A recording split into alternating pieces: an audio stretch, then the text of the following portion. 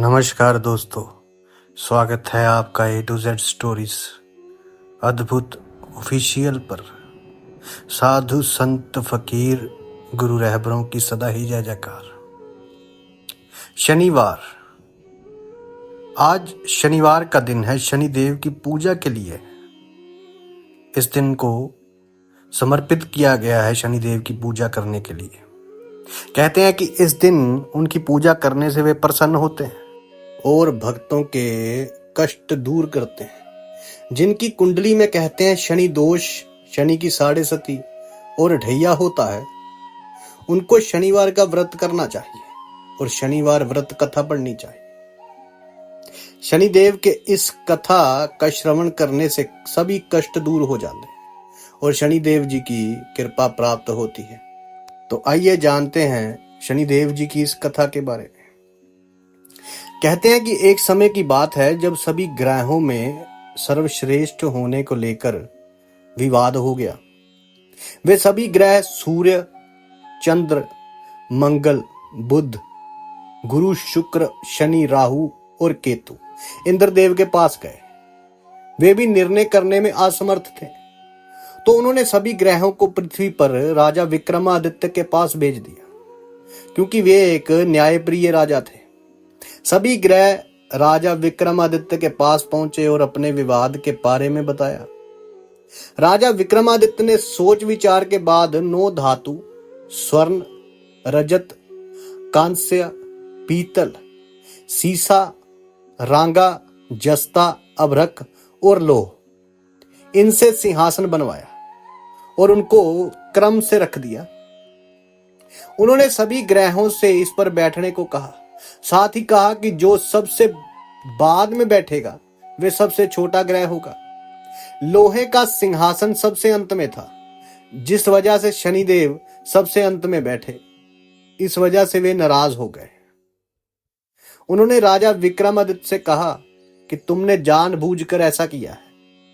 तुम जानते नहीं हो कि जब शनि की दशा आती है तो वे 2.5 से 7 साल तक होती है। शनि की दशा आने से बड़े व्यक्ति का विनाश हो जाता है। शनि की साढ़े सती आए तो राम को वनवास हुआ और रावण पर शनि की महादशा आई तो उसका सर्वनाश हो गया।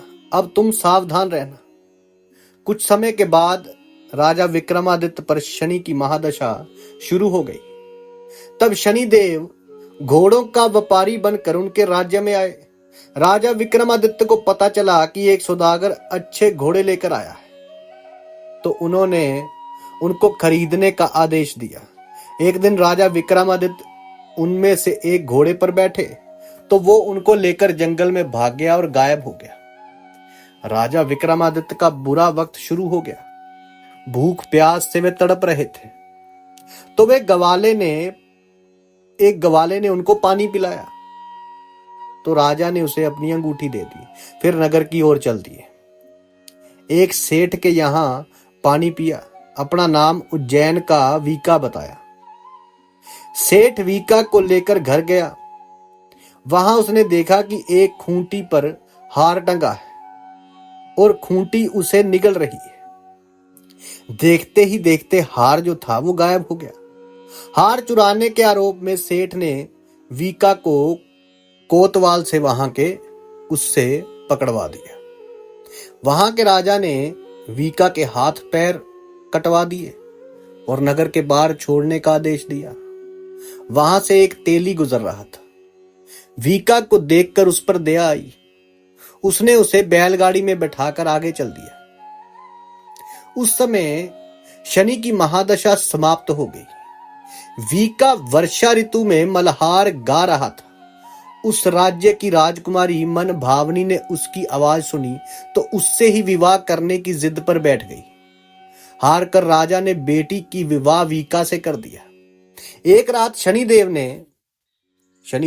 महाराज ने वीका यानी कि विक्रमादित्य को स्वप्न में दर्शन दिए और कहा कि तुमने मुझे छोटा कहने का परिणाम देख लिया। तो उस वक्त कहते हैं कि राजा विक्रमादित्य ने शनिदेव जी से क्षमा मांगी और कहा कि उनके जैसा दुख किसी को ना दे। तब शनिदेव ने कहा कि जो उनकी कथा का श्रवण करेगा और व्रत रखेगा उसे शनि दशा में कोई दुख नहीं होगा। शनिदेव ने राजा विक्रमादित्य के हाथ और पैर वापस कर दिए। जब सेठ को पता चला कि वीका तो राजा विक्रमादित्य है, तो उसने उनका आदर सत्कार अपने घर पर किया और अपनी बेटी श्री कंवरी से उनका विवाह कर दिया। इसके बाद राजा विक्रमादित्य अपनी 2 पत्नियों मनभावनी एवं श्री कंवरी के साथ अपने राज्य लौट आए, जहां पर उनका स्वागत किया गया। राजा विक्रमादित्य ने कहा कि उन्होंने शनिदेव को छोटा बताया था, लेकिन वे तो सर्वश्रेष्ठ हैं। तब से राजा विक्रमादित्य के राज्य में शनिदेव की पूजा और कथा रोज होने लगी और शनिदेव की दया उन पर सदैव रही। शनिदेव की पूजा, शनिदेव में आस्था रखने वाले लोग, शनिदेव में भरोसा रखने वाले लोग, उनको शनिदेव तार देते हैं। कहते हैं कि शनिदेव जब प्रसन्न हो जाते हैं, इतना देते हैं कि आप सोच भी नहीं सकते। अब ये शनिदेव जी की कथा है, उनका व्रत क्यों रखा जाता है, उनकी पूजा क्यों की जाती है। तो शनिदेव जी महाराज को मानने वालों के लिए, उनकी उपासना करने वालों के लिए आज का ये दिन होता है। साधु संत फकीर गुरु रहबरों की सदा ही जय जयकार। जल्दी मिलते हैं एक नई वीडियो के साथ।